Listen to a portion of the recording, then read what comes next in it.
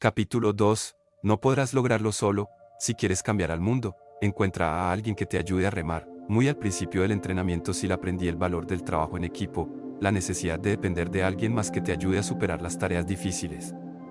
Para enseñarnos esta lección esencial a aquellos de nosotros que éramos renacuajos en espera de convertirnos en hombres rana de la marina, se utilizaba una balsa de goma de 3 metros de largo. Allá donde fuéramos durante la primera etapa del entrenamiento SEAL se nos obligaba a cargar la balsa. La colocábamos sobre nuestras cabezas cuando salíamos corriendo del cuartel, atravesábamos la carretera y nos dirigíamos hasta los comedores. La cargábamos a la altura de nuestra cadera mientras subíamos y bajábamos por las dunas de arena de Coronado. 7 hombres remamos incansablemente de norte a sur, junto a la costa y a través del furioso oleaje. Todos trabajando en conjunto para lograr que la balsa de goma llegara a su destino final. Aprendimos algo más a lo largo de nuestros recorridos en la balsa. En ocasiones, alguno de los tripulantes se encontraba enfermo o lesionado y no podía dar el 100%. A menudo, yo mismo me encontraba exhausto por el día de entrenamiento o afectado por algún catarro o gripe. En esos días, los demás miembros asumían mis responsabilidades. Remaban con más fuerza, cavaban a mayor profundidad, me cedían sus raciones de alimento para que me fortaleciera. Y llegado el caso, en otro punto del entrenamiento, yo hice lo mismo por ellos. Esa pequeña balsa de goma nos hizo darnos cuenta de que ninguno de nosotros podía completar el entrenamiento sin ayuda, que ningún SEAL podía sobrevivir a la batalla por sí solo y, por añadidura, que en tu vida necesitas a personas que te apoyen en los momentos difíciles. La necesidad de ayuda nunca me fue más evidente que 25 años después, cuando estaba al mando de todos los SEAL de la costa oeste, desempeñaba el cargo de capitán de navío del Grupo 1 de Guerra Naval Especial en Coronado. Como capitán de la Marina, había pasado las últimas décadas liderando equipos de comando SEAL alrededor del mundo. Estaba realizando un salto de rutina en paracaídas cuando las cosas salieron terriblemente mal. Nos encontrábamos en un avión Hércules C-130 ascendiendo a casi 4.000 metros y preparándonos para el salto. Al mirar por la parte posterior de la aeronave, veíamos un esplendoroso día californiano. No había una sola nube en el cielo. El Océano Pacífico se encontraba en calma y desde esa altura puedes divisarse la frontera con México. A solo unos kilómetros de distancia, el instructor de salto gritó que nos preparáramos para arrojarnos. Parado en la orilla de la rampa, podía ver directamente a tierra. El instructor me miró a los ojos, sonrió y me indicó que saltara. Me arrojé de la nave, con los brazos completamente extendidos y las piernas ligeramente dobladas hacia atrás. La ráfaga de las hélices de la aeronave me impulsó hacia adelante hasta que mis brazos se sostuvieron en el aire y me nivelé. Enseguida revisé mi altímetro. Me aseguré de no girar y miré a mi alrededor para estar seguro de que no hubiera otro paracaidista demasiado cerca. 20 segundos después, había descendido a la altitud de apertura del paracaídas de 1.600 metros. De pronto, al mirar hacia abajo, advertí que otro paracaidista se había colocado debajo de mí obstaculizando mi descenso.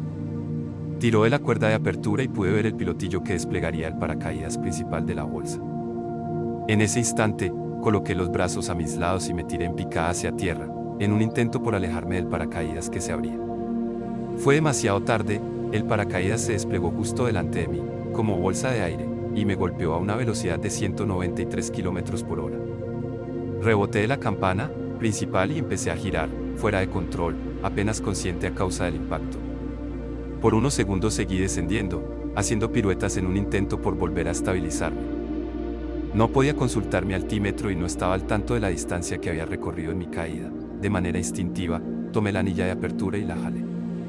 El pilotillo salió disparado de su pequeño contenedor en la parte posterior del paracaídas, pero se enredó en mi pierna mientras yo seguía cayendo. Mis intentos por desenredarme empeoraron la situación. El paracaídas principal se abrió de manera parcial, pero, al hacerlo, se enredó alrededor de mi otra pierna.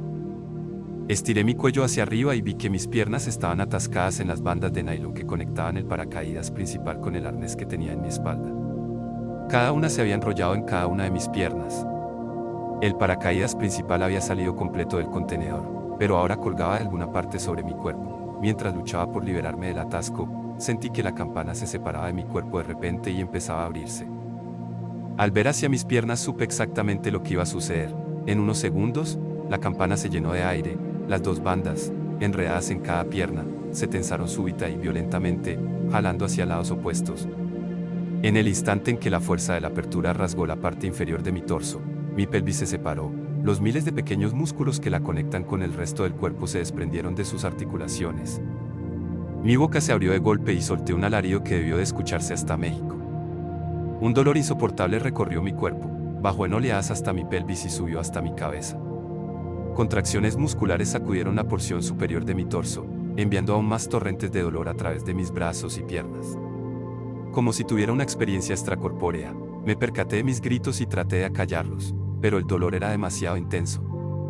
Todavía de cabeza y descendiendo a una velocidad de vértigo, giré hasta colocarme en la posición correcta dentro del arnés, aliviando un poco la presión en mi pelvis y mi espalda. 450 metros. Había caído más de 450 metros antes de que se abriera el paracaídas. La buena noticia era que tenía una campana completa por encima de mi cabeza. La mala, que el impacto de la apertura me había destrozado. Aterricé a más de 3 kilómetros de distancia de la zona de salto. Al cabo de unos cuantos minutos, llegaron el equipo de la zona de descenso y una ambulancia. Me llevaron a un hospital de traumatología en el centro de San Diego. Para el día siguiente, había salido de cirugía. El accidente había desplazado mi pelvis unos 12 centímetros. Los músculos de mi estómago se habían desprendido del hueso de la pelvis y los músculos de mi espalda y piernas se habían dañado gravemente por el impacto de la apertura. Me habían colocado una gran placa de titanio e insertado un enorme tornillo escapular en mi columna para darle estabilidad. Parecía que este sería el final de mi carrera. Para ser un verdadero SEAL, uno tiene que estar al máximo de sus capacidades físicas. Mi rehabilitación tomaría meses, posiblemente años, y la Marina estaba obligada a realizar una valoración médica para determinar mi aptitud para el servicio activo. 7 días después abandoné el hospital. Pero permanecí postrado en cama los 2 meses siguientes. Toda la vida había tenido la sensación de que era invencible. Estaba convencido de que mis capacidades atléticas innatas podrían sacarme de las situaciones más peligrosas y, hasta este momento, había tenido la razón. A lo largo de mi trayectoria profesional había estado involucrado muchas veces en incidentes que habían puesto mi vida en peligro. Un choque aéreo con otro paracaídas, un descenso descontrolado en un mini submarino. Una amenaza de caída de cientos de metros de una plataforma petrolera. Había quedado atrapado debajo de un barco que zozobraba. Había presenciado una demolición que explotó de manera prematura y un sinfín más de incidentes en los que una fracción de segundo había definido mi destino entre la vida y la muerte. En cada una de esas ocasiones había logrado tomar la decisión correcta y en cada una había tenido la condición física necesaria para sobreponerme al reto al que me enfrentaba. Pero no esta vez. Ahora, tumbado en la cama, lo único que podía sentir era compasión por mí mismo.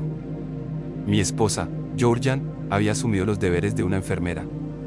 Limpiaba mis heridas, me aplicaba las inyecciones diarias necesarias y me ayudaba con la basílica. Lo más importante era que me recordaba quién era yo. A lo largo de mi vida jamás me había dado por vencido en nada, y ella me aseguró que no iba a empezar a hacerlo ahora. Se rehusó a permitir que me ahogara en mi autocompasión. Era el tipo de amor de mano dura que yo necesitaba y, con el paso de los días, empecé a mejorar. Mis amigos me visitaban en casa, me llamaban constantemente y me proporcionaban su ayuda siempre que podían.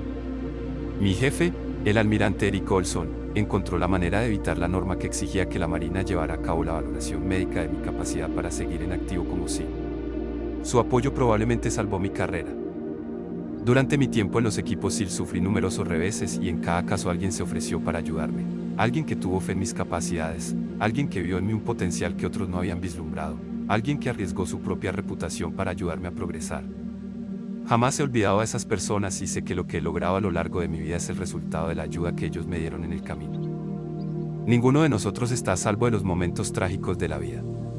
Al igual que la pequeña balsa de goma que nos dieron en el entrenamiento básico SEAL, se necesita de un equipo de buenos elementos para llegar al destino que se tiene en la vida.